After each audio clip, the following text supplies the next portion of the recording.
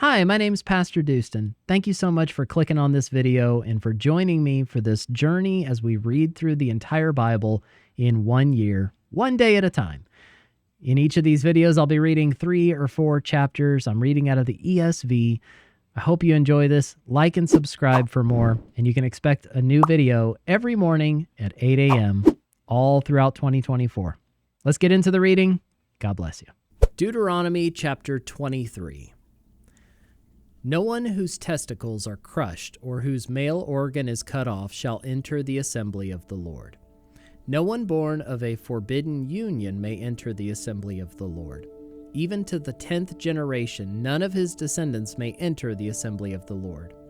No Ammonite or Moabite may enter the assembly of the Lord. Even to the 10th generation, none of them may enter the assembly of the Lord forever, because they did not meet you with bread and with water on the way when you came out of Egypt, and because they hired against you Balaam the son of Beor from Pethor of Mesopotamia to curse you. But the Lord your God would not listen to Balaam. Instead, the Lord your God turned the curse into a blessing for you, because the Lord your God loved you. You shall not seek their peace or their prosperity all your days forever. You shall not abhor an Edomite, for he is your brother. You shall not abhor an Egyptian, because you were a sojourner in his land. Children born to them in the 3rd generation may enter the assembly of the Lord. When you are encamped against your enemies, then you shall keep yourself from every evil thing. If any man among you becomes unclean because of a nocturnal emission, then he shall go outside the camp. He shall not come inside the camp, but when evening comes, he shall bathe himself in water, and as the sun sets, he may come inside the camp. You shall have a place outside the camp, and you shall go out to it. And you shall have a trowel with your tools, and when you sit down outside, you shall dig a hole with it, and turn back and cover up your excrement. Because the Lord your God walks in the midst of your camp to deliver you and to give up your enemies before you. Therefore your camp must be holy, so that he may not see anything indecent among you and turn away from you. You shall not give up to his master a slave who has escaped from his master to you. He shall dwell with you in your midst in the place that he shall choose within one of your towns, wherever it suits him. You shall not wrong him. None of the daughters of Israel shall be a cult prostitute, and none of the sons of Israel shall be a cult prostitute. You shall not bring the fee of a prostitute or the wages of a dog into the house of the Lord your God in payment for any vow, for both of these are an abomination to the Lord your God. You shall not charge interest on loans to your brother, interest on money, interest on food, interest on anything that is lent for interest. You may charge a foreigner interest, but you may not charge your brother interest, that the Lord your God may bless you in all that you undertake in the land that you're entering, to take possession of it. If you make a vow to the Lord your God, you shall not delay fulfilling it, for the Lord your God will surely require it of you, and you will be guilty of sin. But if you refrain from vowing, you will not be guilty of sin. You shall be careful to do what is past your lips, for you have voluntarily vowed to the Lord your God what you have promised with your mouth. If you go into your neighbor's vineyard, you may eat your fill of grapes, as many as you wish, but you shall not put any in your bag. If you go into your neighbor's standing grain, you may pluck the ears with your hand, but you shall not put a sickle to your neighbor's standing grain. Deuteronomy chapter 24.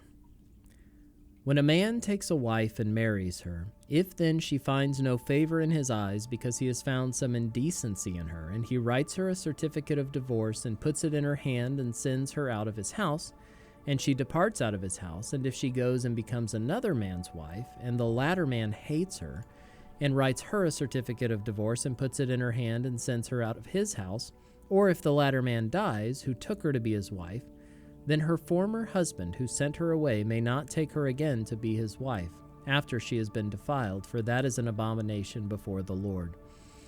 And you shall not bring sin upon the land that the Lord your God is giving you for an inheritance. When a man is newly married, he shall not go out with the army or be liable for any other public duty. He shall be free at home 1 year to be happy with his wife whom he has taken.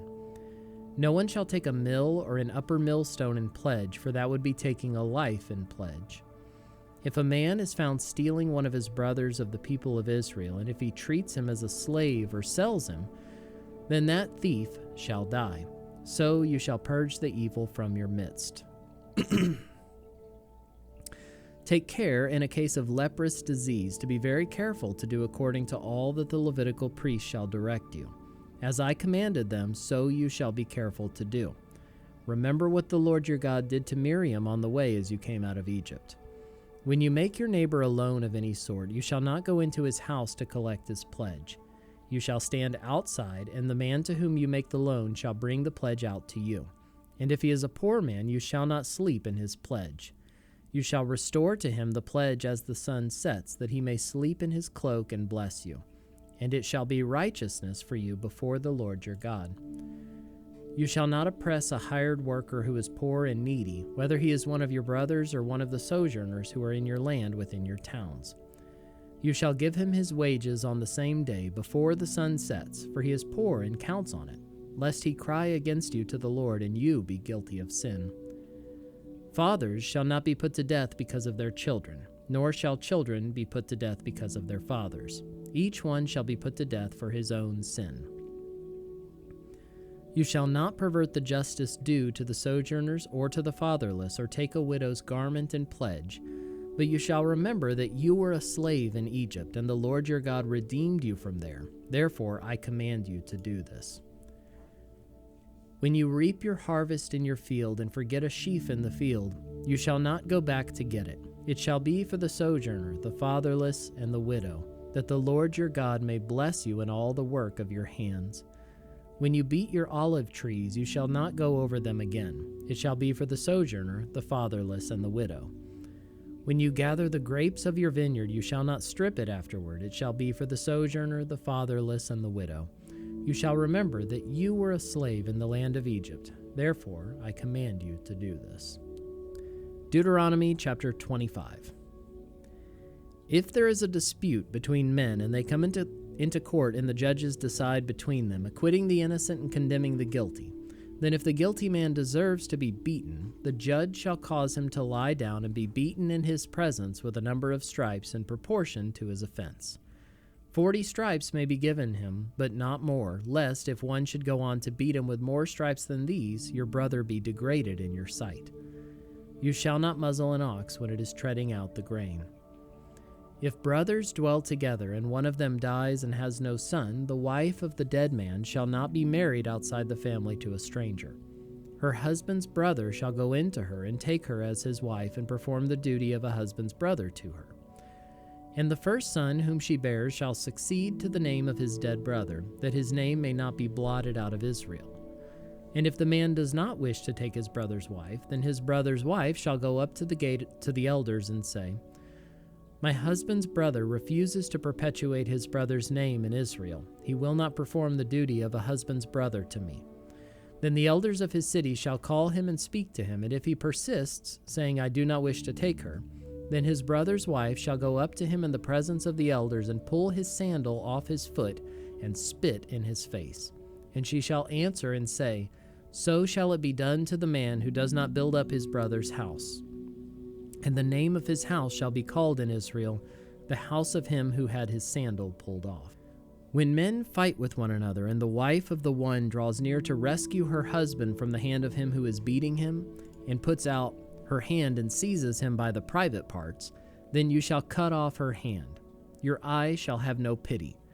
You shall not have in your bag 2 kinds of weights, a large and a small.